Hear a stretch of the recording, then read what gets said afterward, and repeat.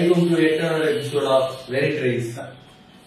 இந்த Variety Raceல வந்து என்ன பார்க்கணும்னா மெயினா பாமக மேட்டர் தான். பல கலவையான அன்புமணி விரிசல் அதிகமாயிட்டே போயிட்டு இருக்குது. யாரும் வந்து கண்டுக்கிற மாதிரி தெரியல. பல சுவாரஸ்யமான அழுகைகள், கோபங்கள், ஆத்திரங்கள், வருத்தங்கள் இதான் சாப்பிட்டுன்னு அவர் வெளியே முடிச்சு நம்ம பேட்டி எடுக்கிறாங்க. ஆமா, ஆளு ஒன்னொன்னு போய் எடுத்துக்கிறாங்க. 20 வயசாவது அவரை கண்டக்ட் ஆகி வச்சிருக்கீங்களா? அந்த ஆடு அது ஒரு பக்கெட்டு. அப்புறம் இதுதான் இந்த விரிசல் தான் சாக்குன்னு பயன்படுத்திட்டு பல புரோக்கர்கள், பல ஒட்டுணிகள் இதுக்குள்ள உறிஞ்சிட்டு இருக்கலாமா? அந்த ஊர் பக்கெட்லாம் சொல்லுவாங்க உரியலாம், ஆனா உரிய கூடாது, அப்படியே எடுத்துடக்கூடாது. அப்படியான வேலைகள் நடந்துட்டு இருக்கிறது. இந்த ஊர் பக்கெட்லாம் புரோக்கருக்கு கொண்டாட்டம். அதேதான். அந்த மாதிரியான சம்பவங்கள் நடந்தே இருக்கிறது. அந்த சம்பவங்கள் என்னன்னா, அதற்கு பின்னணியில் யார் இயங்குகிறார்கள், யாருக்கு லாபம் அப்படிங்கறதெல்லாம் இந்த வீடியோவில் பார்க்கலாம்.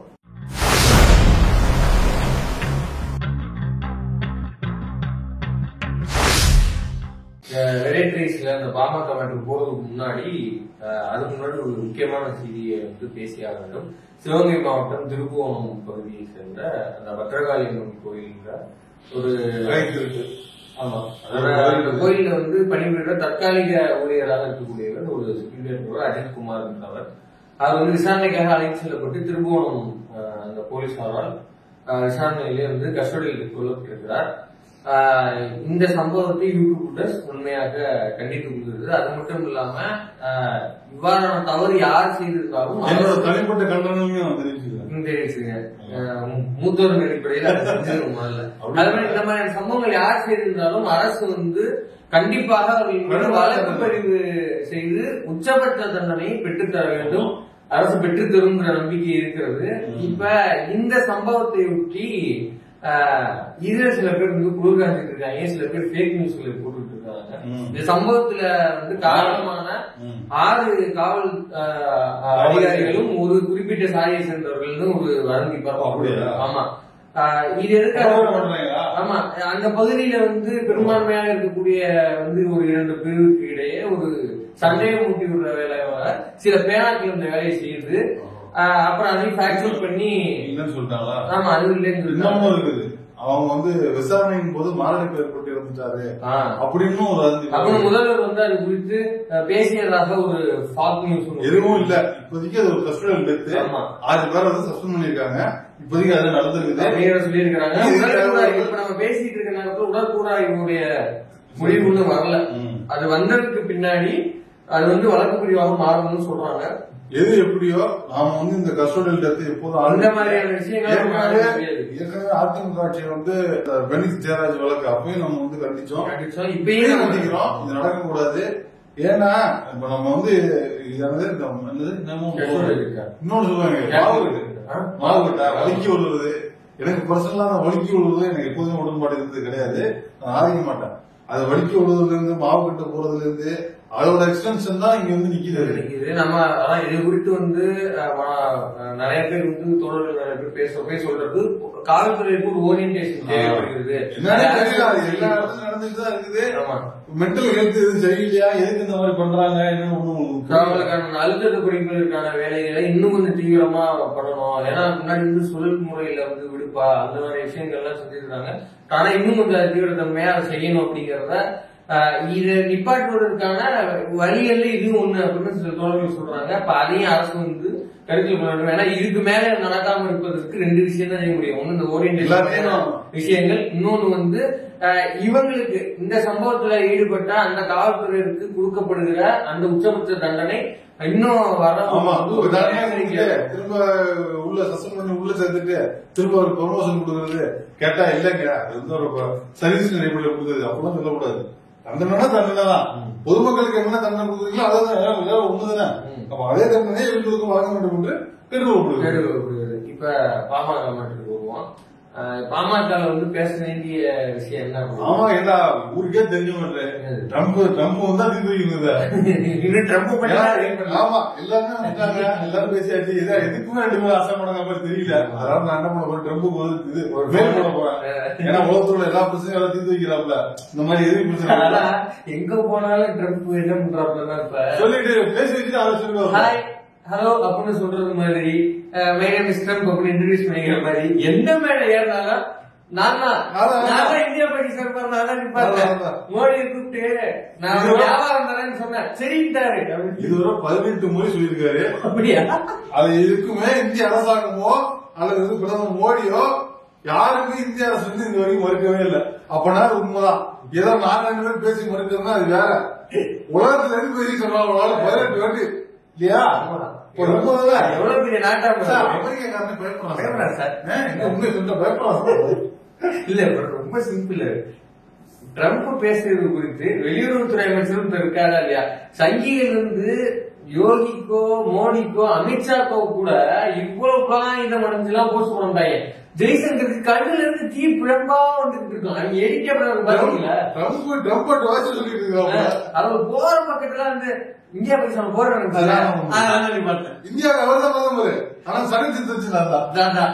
என்ன சொல்லி திட்டு வச்சேன், நீ போற நிப்பாட்டினா நான் வியாபாரம் தரேன். வியாபாரம் ஓகே அப்படின்ட்டாப்புல. நான் சொல்றதை கேட்டுக்கிட்டாப்புல அப்படின்னு மணிக்கு ஒரு முறை சொல்றாப்புல. ஆனா வெளியுறவுத்துறை அமைச்சர் இருக்கிறாருல, அந்த கண்ணுல ஃபயர் பிளம்பா வர்றவரு, அவரு இதை குறித்து எங்கேயாவது வாயத்திறந்து பேசியிருக்கிறாரா? இல்ல அமெரிக்கா சொல்லுவது போய் சொல்லுவது போய். ஜெய்சங்கர்லாம் எப்படி வெளியுறவுத்துறை அமைச்சராக தெரியல. தெரியாதா? தெரியல எனக்கு. தெரியாதா? அது தெரியாது. அவரே வெளியுறவுத்துறை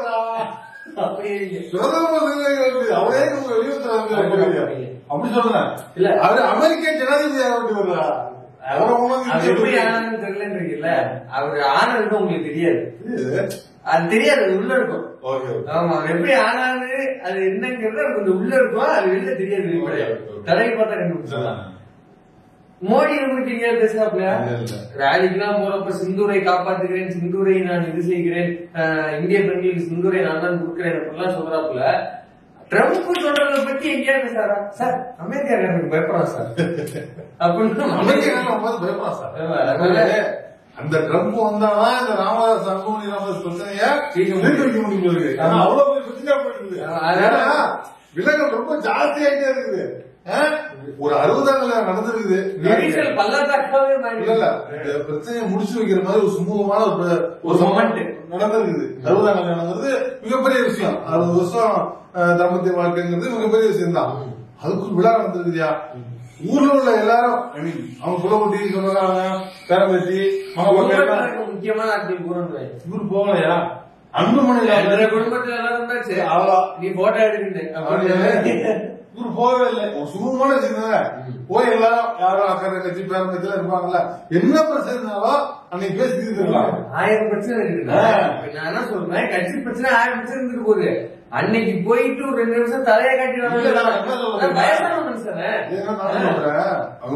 இவங்க சொல்றாரு, நான் தான் தலைவராக இருக்கும் அன்புமணி சொல்றாருல, அந்த கல்யாணத்துக்கு போயிருந்தா நிச்சயமா அக்கா மாதிரி 2 பேரும் பேசி கொடுத்து அப்பா தம்பிகிட்ட கொடுத்த மாதிரி பேசி கொடுக்கறதுக்கு தான் வாய்ப்பு இருக்குது. அன்னைக்கே அவர் வந்து சொல்லி கொடுத்துருப்பாரு, ஓகேங்க பொண்ணுங்க சொன்னாங்க நான் அது மாதிரி கொடுத்து, அது கூட வாய்ப்பு இருக்குது. இந்த பிரச்சனையை முடிச்சு கொடுக்கல, அந்த விலகல் நீ குறைச்சிக்கலாமா இல்லையா?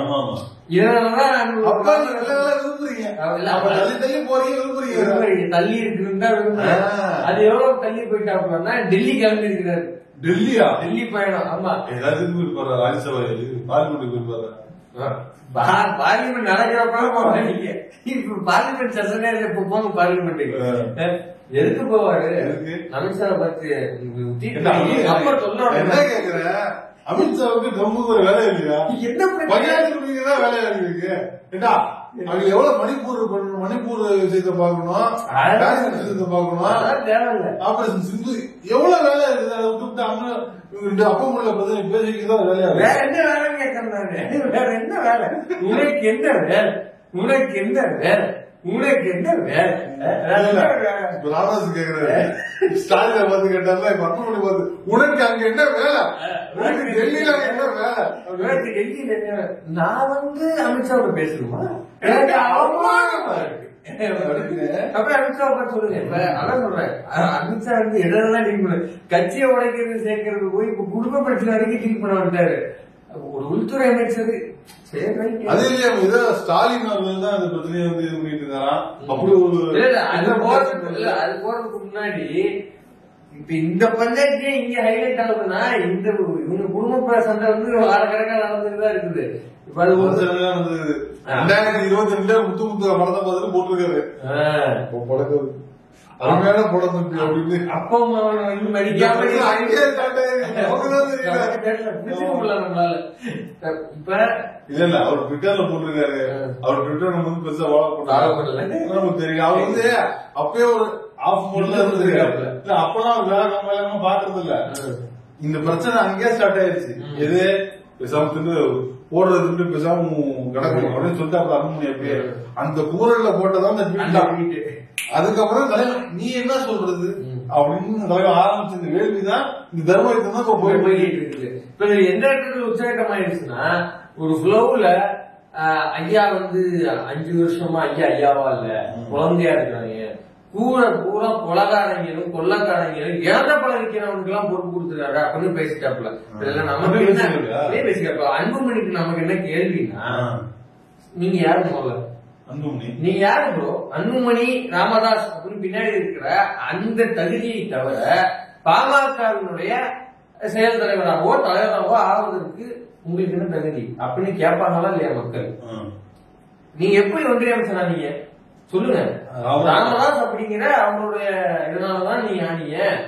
இழந்த வளர்க்கிறவங்களாம் பொறுப்பாகிறான்னா எந்த வேலையும் செய்யாம நீங்களே வந்து கட்சி தலைவரா இருக்கும்போது, ஒன்றிய அமைச்சரா இருக்கும்போது இழந்த வளர்க்கிற ஒரு பாட்டாளி ஏன் ஆகக்கூடாது? உங்க கட்சி பேர் என்ன முதல்ல? பாட்டாளி மக்கள் கட்சி தானே. பாட்டாளி மக்கள் கட்சி தானே. அப்ப ஒரு பாட்டாளி ஒரு பொறுப்பு குரல்ல உங்களுக்கு என்ன அவ்வளவு இதுன்னு கேட்கறேன். பாட்டாளி வரலாம். பாட்டாளி ஏது? பாட்டாளி மக்கள் கட்சி தானே. பாட்டாளியா வரலாம், பாட்டிலாளி வரக்கூடாது. ஆமா, நீ பாட்டாளி வர்றதுல நீ ஒரு பாட்டிலாளி. உனக்கு என்ன நீ எப்படி சொல்லலாம்? பாட்டாளி நீ எப்படி சொல்ல போச்சு? பாட்டாளி வச்சு பாட்டிலாளி பேச முடியும். பாட்டாளி வச்சு பாட்டிலாளி பேசக்கூடாது. ஆமா, இதுதான் வந்து பார்ப்பனியங்கிறது. சனாசனங்கிறது இதுதான்.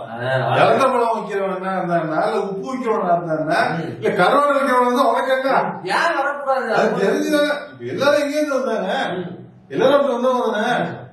ராமதாஸ் தொழில வச்சு பிடிக்கிறியே, இதனாலதான் சொல்றோம். ஏன் பாஜகவோட குடும்பத்தோட சேலத்துல கேட்கிறியே சேர்ந்தீங்கன்னா ஒரு கட்சியில வந்து தலித் ஒருத்தர் தலைவர் முடியும் போட்டதுக்கும், ஒரு பொருளாதாரத்துல வந்து இஸ்லாமிய இருக்கணும்னு சொன்னதுக்கும் இப்ப நீ பேசுறதுக்கு சம்பந்தம் இருக்கா?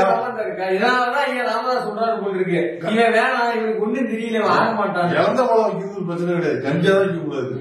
இறந்த பழம் வைக்கிறது பிரச்சனை கிடையாது, கொக்கையும் தான் வைக்க கூடாது. இப்ப அதுக்கு வந்து அவங்க கட்சியில எம்எல்ஏ அருள் இருக்காருல்ல, அவரே வந்து அதாவது அந்த அருள், அப்புறம் வந்து 200 பேரு ஜிகே மணி, ஆமா எல்லாரும் வந்து அவர் கொஞ்சம் நாகப்படுகிற மாதிரி கேட்டாப்ல. 2 பேரும் கொஞ்சம் வந்து கொஞ்சம் விட்டு பார்த்தாங்க. சரி கொஞ்சம் போவோம், என்ன இருந்தாலும் சின்னையா ஐயாவோட புள்ள அப்படின்னு நேற்று ரிவெஞ்ச் எடுத்துட்டாப்ல. நீ யார் நானா பாத்துறோம். அந்த ரிவெஞ்ச் கொஞ்சம் போட்டுருங்க. சரி, இழந்த பழம் தெருவில் விற்கிறவன் கேவலமானவனா? தெருவில் இழந்த பழம் விற்கிறவன் கேவலமானவங்களா நான் கேட்கிறேன். அவனும் ஒரு பாட்டாளி, ஒரு மிகப்பெரிய தலைவர். எங்களுக்கு வந்து கூட்டு பிரார்த்தனை பண்றேன்னு சொல்லி அஸ்தி கலத்தை வச்சு கூட்டு பிரார்த்தனை பண்றேன்னு சொல்லி சொன்ன ஒரு மகத்தான தலைவர். இப்படி போய் தெருவார வியாபாரிகளை இன்றைக்கு ஐயாவை அவமானப்படுத்துகிறேன்னு சொல்லி பாட்டாளி வர்க்கத்தை அவமானப்படுத்துவதாக நாங்கள் கருதுகிறோம்.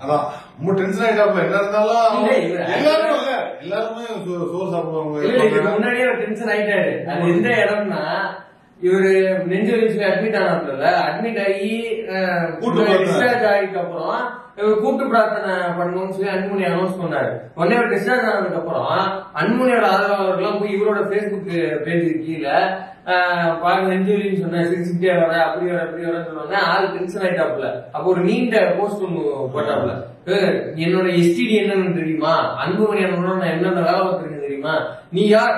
ஆஃப்டர் ஆல் பேஸ்புக்ல இயங்குற ஒரு ஆள், நீ உனக்கு கட்சியை பத்தி என்ன தெரியும், வேலையை பத்தி என்ன தெரியும் அப்படின்னு பொங்கு பொங்கிட்டாப்ல. அவர் அப்பயே டென்ஷன் எல்லாம் ஆயிட்டாரு. எப்படி பாமக பிரச்சனை பல வருஷமா போனது இல்ல முடிவு அடிக்குதோ அந்த மாதிரி இப்ப எதுவும் நடக்குது. இப்ப பிரச்சனை எங்க அப்படின்னா, நம்ம ஏன் உட்காந்து பேசலாம் அப்படின்னா, இத பாருங்க. ஐயா, உங்கள் மகன் இப்போது உங்களை பற்றி வெளியில் செய்து கொண்டிருக்கக்கூடிய பிரச்சாரம் என் தந்தைக்கு புத்தி பேதலித்து விட்டது.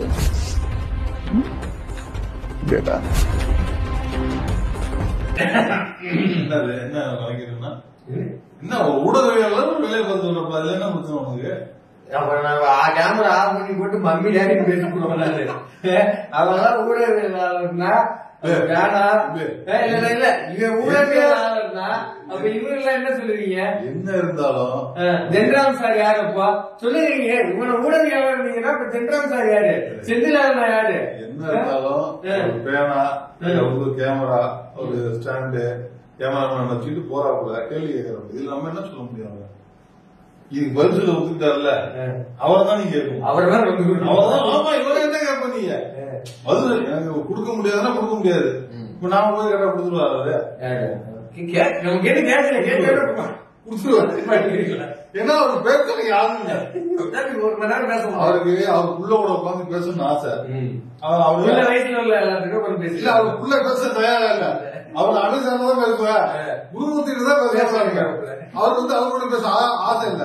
அதனால ராமேஸ்வரம் என்ன பண்றதுன்னா, எவன் போனாலும் கூட்டு வச்சு பேசுறாப்புல.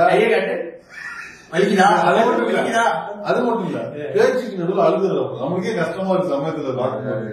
ஏதாவது ஒரு கேள்வி ரொம்ப கூட்டு விட்டு கேட்க விட்டுறாங்க. அவர் ஒரு கட்டத்துக்கு மேல அழுகுறாரு. அவருடைய எமோஷன் வந்து உடம்பு பாதிக்கும். அது இவங்க 1 hour போய் உட்காந்து நல்லா கதை கேட்கற மாதிரி கேட்டு விட்டு அவர் அழுவு விட்டு வந்துடுறாங்க. நம்மளும் போயிட்டு வருவோம். முக்கியமான பயன் என்னன்னா, அவர் வந்து ஐயா குழந்தை போல இருக்கிறார். 5 வருஷமா வந்து ஐயா ஐயாவா இல்லன்னு சொன்னத, வயது முதிர்ச்சி காரணமா அப்படின்னு அவர் சொன்னத இவங்க எப்படி ட்விஸ்ட் பண்றான் பாத்தீங்களா? அவங்க வந்து பைத்தியம் டாப்ல அப்படிங்கிறான், மனதால சரியில்லை அப்படின்னு டாப்ல அப்படிங்கிறான். அனுமதியா? ஆமா, அவங்க கிட்டதானே கரெக்ட் தானே.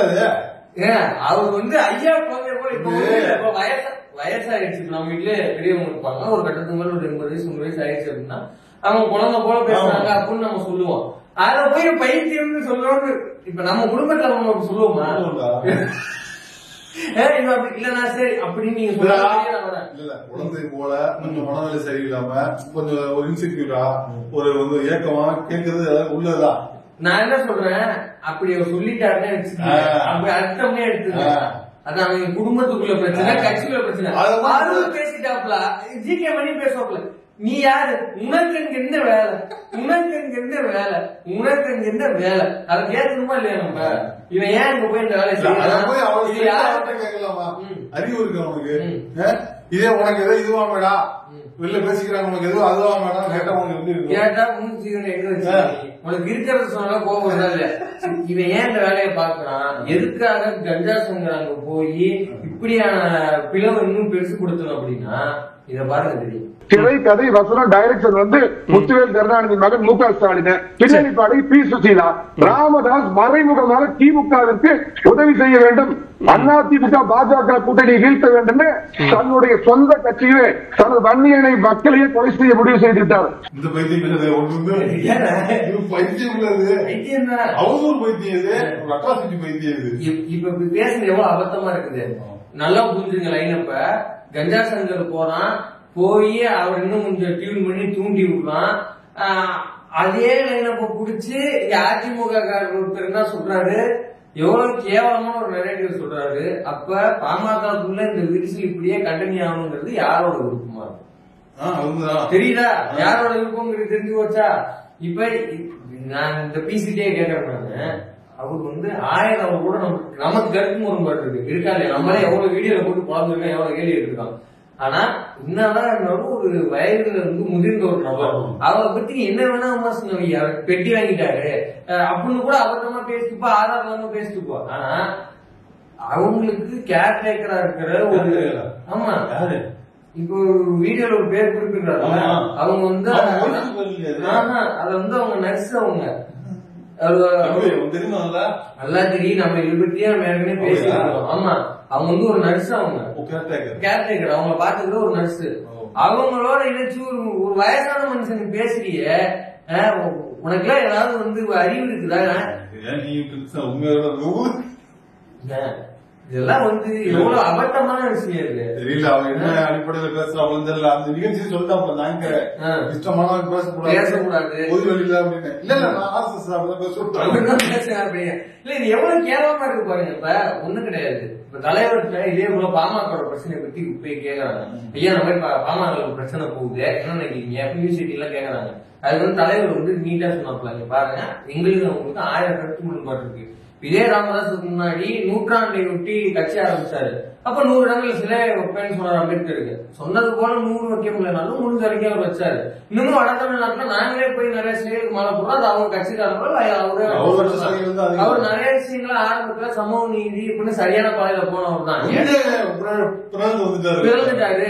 தனித்தல கூட்டமைப்பு பண்ணி இன்னும் சொல்ல போனா மேல்பாடு போன்ற இடங்கள்ல ஒடுக்கூட்ட மக்கள் உள்ளோட எடுக்கிறாங்கன்னா அவங்கள்ட்ட நிறைய பிரச்சனைகள் இருக்கு. ஆனா அது வேற. அதான் அவங்களோட பேசி நம்ம டீல் பண்ணிக்கிறோம்.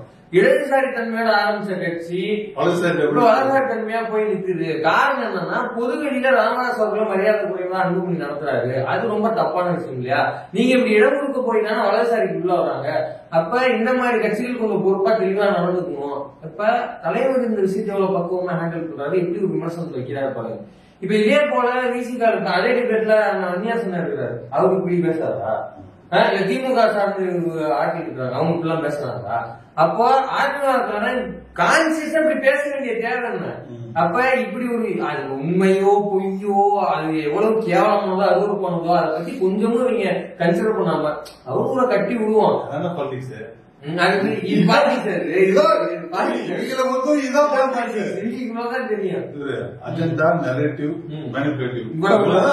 வளர்ச்சி, மக்கள் சேவை, சமூக நீதி, இந்திய நாட்டுக்கு எதாவது அரசியல் இருக்குது. நம்ம தெரியல இல்ல நம்ம வேற ஏதாவது இந்திய நாட்டிலேயே அரசியல் இதுதான் பேசிட்டு இருக்காங்க. அப்ப பாட்டாளி மக்கள் கட்சியில இருக்கிறவங்க தெளிவா புரிஞ்சுக்கணும். இப்ப அதிமுக வந்து எவ்வளவு கேவலமா உங்க தலைவரை நிறுவனரை வந்து கன்சிடர் பண்ணுது. ராமதாஸ் அவர்களை எப்படி நடத்துறாங்க, எப்படி பேசுறாங்க புதிய இல்லைங்கிறத பாருங்க. ஏன்னா அவர் மீது கருத்து ரீதியா முரண்பாடு இருக்கிற நம்மளோ வேற கட்சி தோழர்களோ திமுக தோழர்களோ விசிக தோழர்களோ கம்யூனிஸ்ட் தோழர்களோ இப்படி விமர்சனத்தை புதிய வைக்கிறாங்களா வைப்பாங்க அவங்க. ஆனா எவ்வளவு கூச்சம் யாரும் செய்ய மாட்டாங்க ஒதுக்கிடுவாங்க. இந்த பிரச்சனையில பல பேர் எடுத்தோடனே கேட்டது அவங்க வீட்டு பிரச்சனை, அவங்க கட்சி பிரச்சனை, அவங்க யாரும் பேசக்கூடாது அப்படி சொல்லி எல்லாருமே வழங்கிட்டாங்க. ரொம்ப புஷ் பண்ணி பத்திரிகையாளர் வந்து 2 வாட்டி கேட்கும் போதுதான் சில பேர் கட்சி சொல்ல வேண்டியது இருக்கு. இந்த விஷயத்துல நீங்க சொல்ல மணிகண்டன் சொல்ல வருது என்னன்னா அன்புமணி ஒரு சைடு ராமதாஸ் ஒரு சைடு. அதாவது அன்புமணி வந்து அதிமுக சைடு பிஜேபி சைடு இருக்கிறாப்ல. ராமதாஸ் வந்து அதை பிடிக்காம வெளில போயிட்டே இருக்காரு. அவர் வந்து டிஎம்கே அதுக்காக ஒரு வயசான மனுஷன் கூட பார்க்காம நீ என்ன வேணா அவங்களுக்கு இருக்கியா அவர் திமுக பெட்டி வாங்கிட்டு இப்படி நடத்தாருன்னு கூட நீ சொல்லிட்டு பாருங்க. உண்மையா போய் அது அப்புறம் பாத்துக்கலாங்க.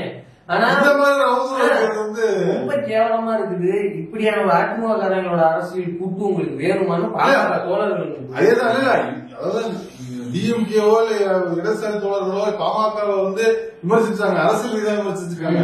இந்த மாதிரி கேவலமான ஒரு அவதூறான ஒரு இன்னொருத்தர தொடர்பு படுத்தி இந்த வயசுல பேசுறது இல்ல. ரொம்ப இது எப்படி வந்து என்னதான் அன்புமணியோட சண்டை இருந்தாலும் அன்புமணி ஆதரவா இருக்கணும் அல்லது வந்து அன்புமணி ஆதரவால் எப்படி அதை கொடுத்துருக்கீங்க உங்களுக்கு ஐயா வந்து எவ்வளவு நீங்க உங்க ஐயா கோவப்பட்டுங்க அது பிரச்சனை இல்லையோ. கேவலமா இருக்காது கேட்கவே நாராசமா இருக்குது. அதனால நீங்க கூப்பிட்டு வேணுமாங்கிறது யோசிச்சுங்க.